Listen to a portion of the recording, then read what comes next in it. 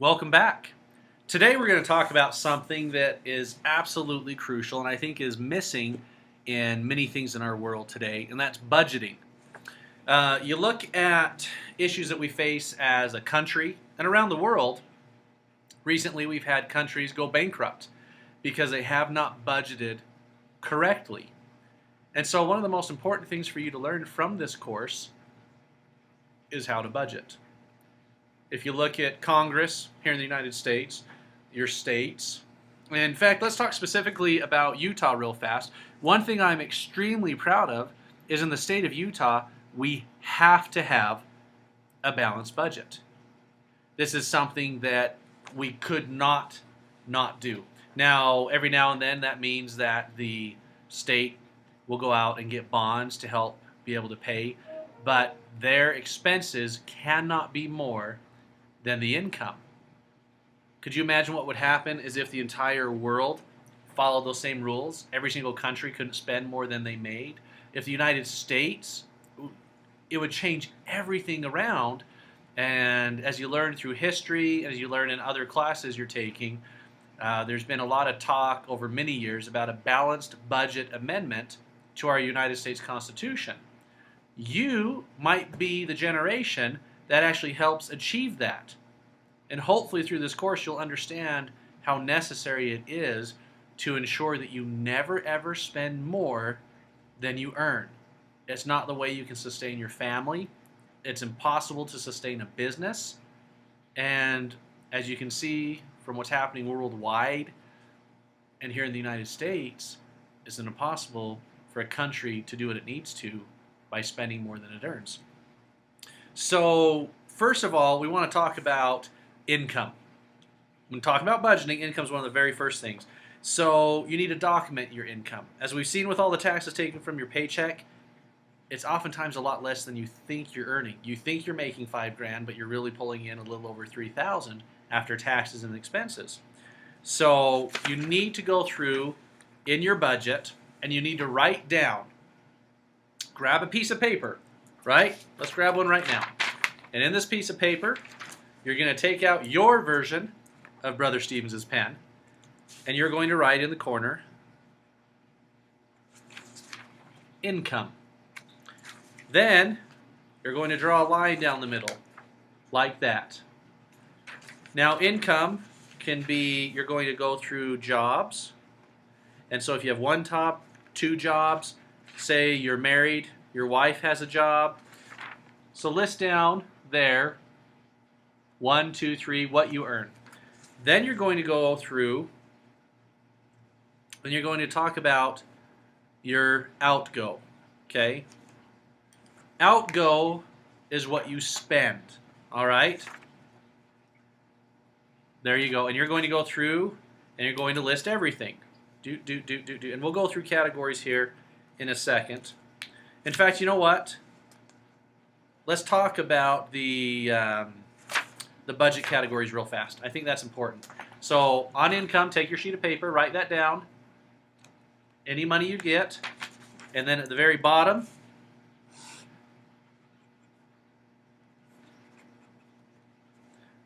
all right.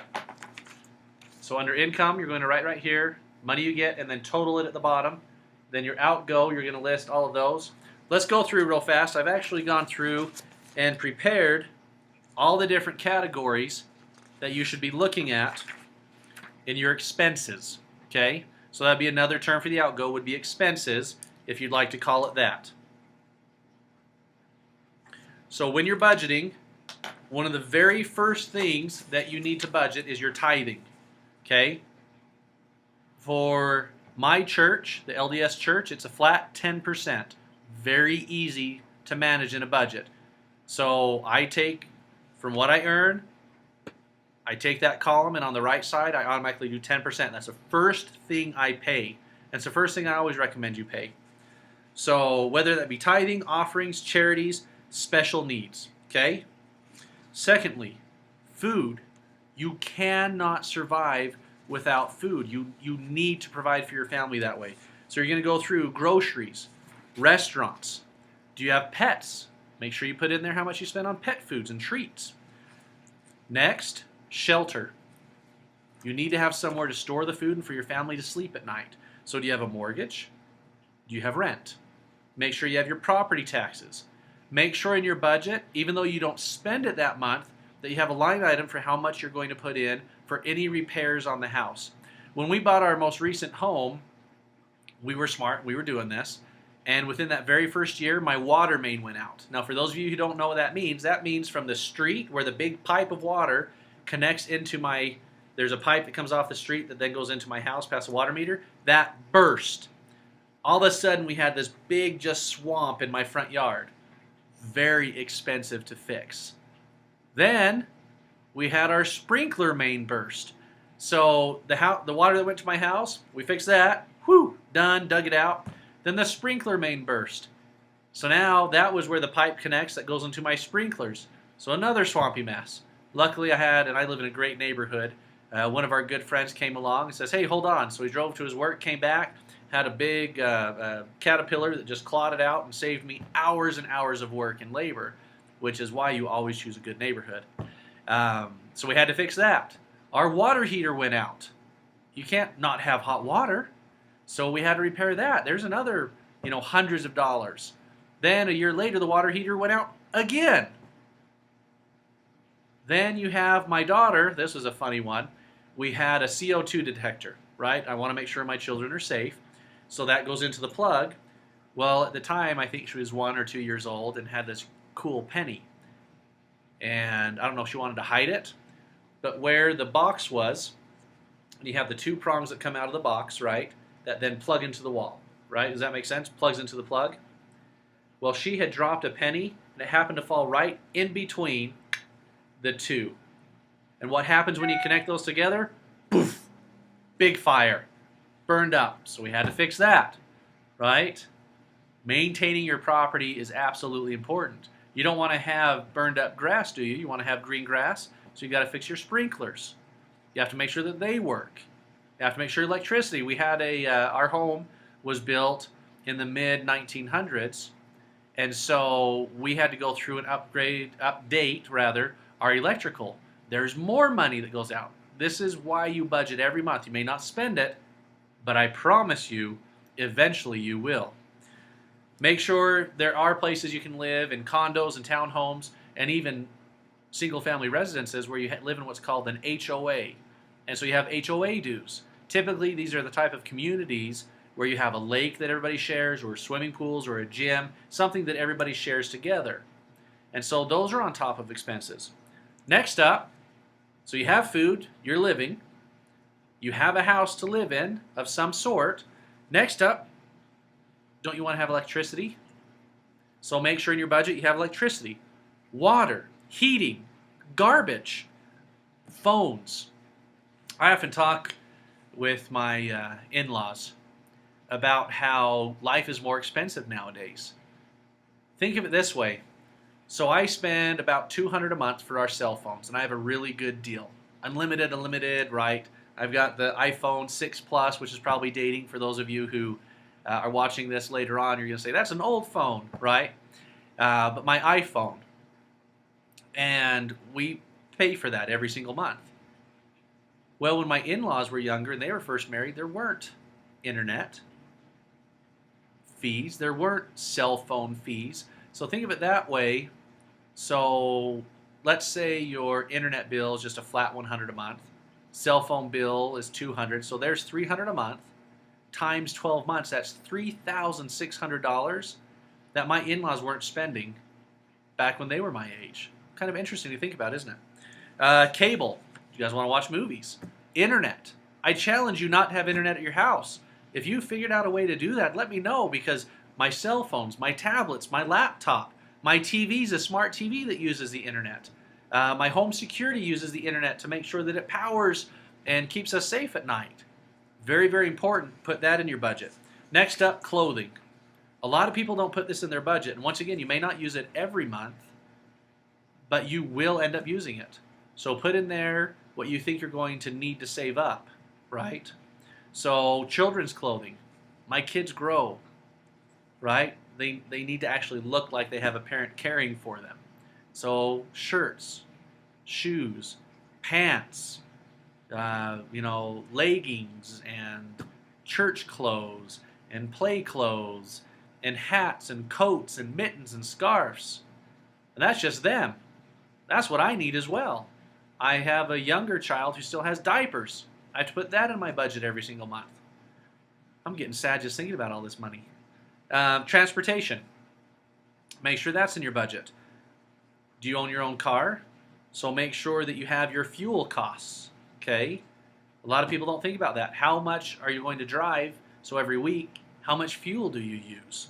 Tires. Tires don't last forever, although some people try to make them last. Those need replaced on a regular basis. Oil changes. You do proper oil maintenance, you'll save money. So spend the money to do the oil change so that you save money in the long term. That's a very wise expenditure on your part. Regular maintenance of your car, right? Changing lights, brake pads. Something breaks down, you need new radiator hose, you need new air filters. These are all things you have to do. If someone tries to tell you need blinker fluid though, run. As far as I know, there's no such thing as blinker fluid. Parking fees, where you work. Do you have to pay to park there? Repairs, oh my heavens. What if your transmission goes out? $3,700. What if you go jeeping like I like to, and you're out there in the desert, and you break an axle, or you break a CV joint? Repairs.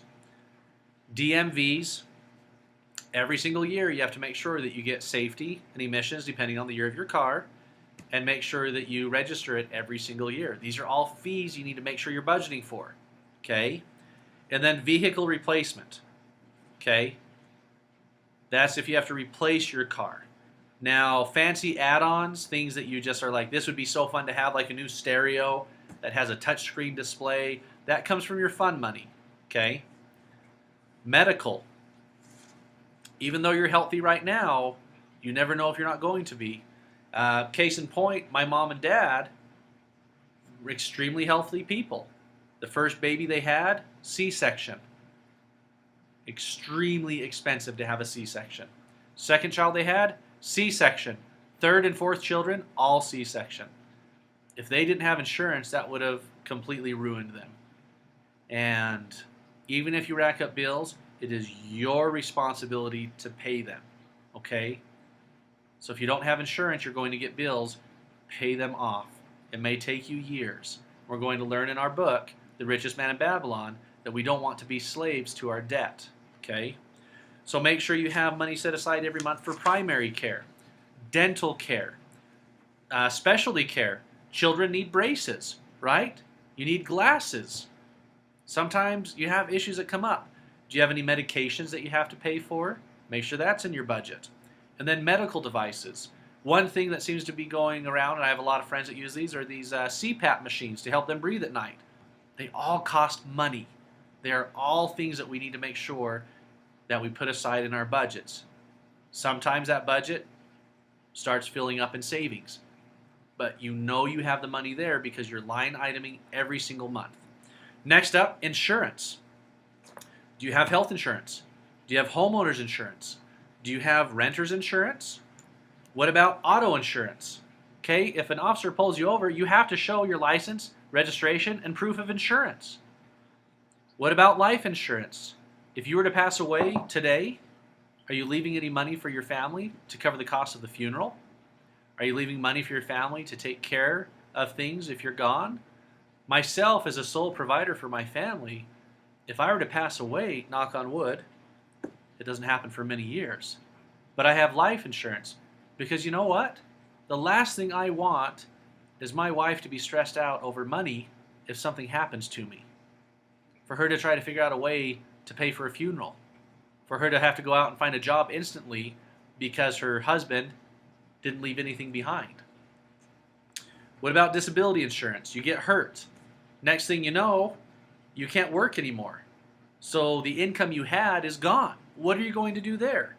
Identity theft protection. This is something that's actually relatively new within the last 10, 20 years. But there's a real problem of people stealing your social security numbers, stealing your identity, and going up and just spending thousands of dollars in your name. if you have identity theft insurance, that takes care of it for you and you're protected. It doesn't mean it won't happen, but it means you're protected. And then long-term care insurance. If something happens to you long-term, you want to make sure you're okay. Next up, household items, right? What ones do you need to purchase every month? Toiletries, right? Laundry detergent, dishwasher detergent, cleaning supplies, tools, things that you need. What about personal? Okay, this budget's looking pretty big, isn't it? On a personal note, do you go to the gym? So you need to pay for your gym membership. What about a haircut? Right? To keep short hair if you're a guy, you know, you can use a dog clipper so often, but eventually you need to get your hair cut in a manner that shows professionalism, okay?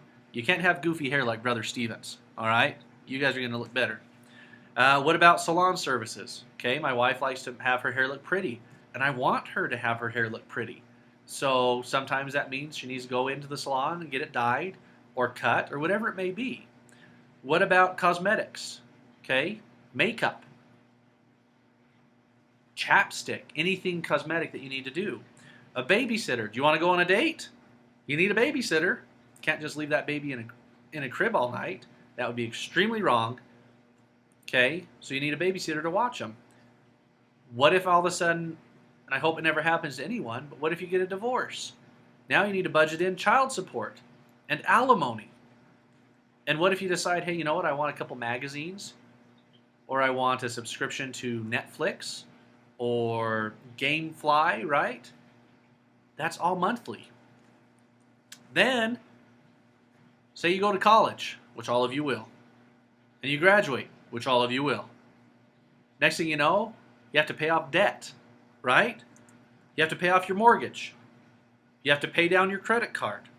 Do you have any personal loans out there? What about a student loan? That's all part of it. Then, in the future, you can't just spend every dollar you have, because then you'd have to work your entire life till the day you died. So you need to make sure that you're putting aside money for retirement, right? Financial planning, 401k. Make sure you're investing your money like we've talked about. These are all absolutely crucial and important things for you to do. Well, then all of a sudden, your kids want to go to college. We're not talking a community college. They want to go somewhere fancy and awesome like BYU. All of you need to go to BYU. But say you don't go to BYU. What if you want to go to Harvard or Stanford? College is not as cool as BYU, but still pretty good. Okay? You have to save money for that. And obviously all of your children are fantastically brilliant and they'll get full ride scholarships. But let's assume for some reason they don't. How are they going to go to college if there's not money set aside for that? School supplies, books. In my profession, I have multiple conferences every single year I have to go to. Continuing education for my profession. Money has to be put aside for that. Then you have your savings account. See why a budget's so important? So in your savings account, you need to put aside money for an emergency fund. Okay? Anytime you have that. One of the most important things on there as well, and you should pay it along with your tithing, okay, tithing first, is your how much money you want to personally put aside. Your most important bill, other than tithing, is yourself. Determine what that amount is and put it aside. Then you have gifts. Whew, it's expensive. Birthdays. You always need to remember birthdays.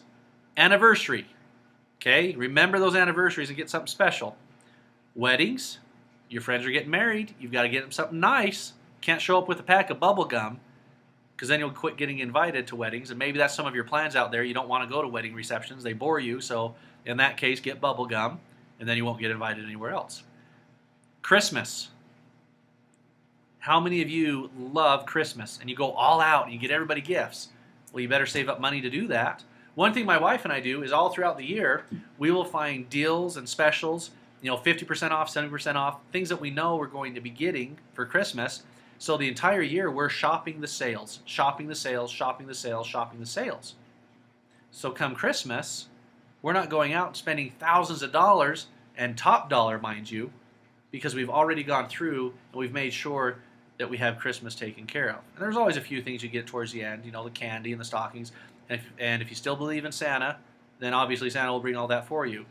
But for those of you who are like me, I realize that I'm going to have to pay for it all. And then special occasions. Are there any times that you just want to go out and buy something fancy and give it to your spouse or your children? Okay. Fun money. This is a thing you were all waiting for me to talk about. Fun money is any kind of entertainment. Are you going to go to an amusement park? Are you going to go to a movie? Okay. Next up is games. I love season tickets to BYU football. That's fun money. Okay. These are the final things. If you don't budget for it, you're not going to have fun. Eating out. It's okay to eat out every now and then. Despite what a lot of people think, it's fun. Go out there, get a nice steak or a good salad, whatever it is. You don't have to go to McDonald's every time, okay? But I love McDonald's, don't get me wrong. In fact, one of my favorite things to do is you get a chocolate shake and hot French fries, and you dip the French fries in the chocolate shake. Try it. You may think it sounds weird, but it tastes super delicious. Spontaneous giving. You know what? Actually, rather often. In fact, today I was just asked to donate again to another fun run down in Utah County. So spontaneous giving would be out of fun money.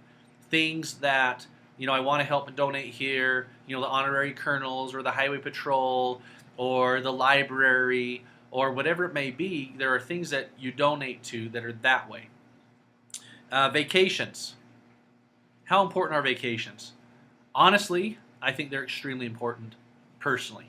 I was raised where my parents, they made sure that every year we went on a couple vacations. Now that vacation might be a week long, that vacation might be a weekend. But they understood that to grow closer as a family, and I think a little bit for the adults to remain sane, they had to make sure that they went on vacations and got away and were able to do that. All of those things need to be on your budget. Okay? Go through and list those. If there's any surplus, any extra money, so you've gone through, you've calculated your income, you've gone through your budget, okay? Put that surplus into a savings account.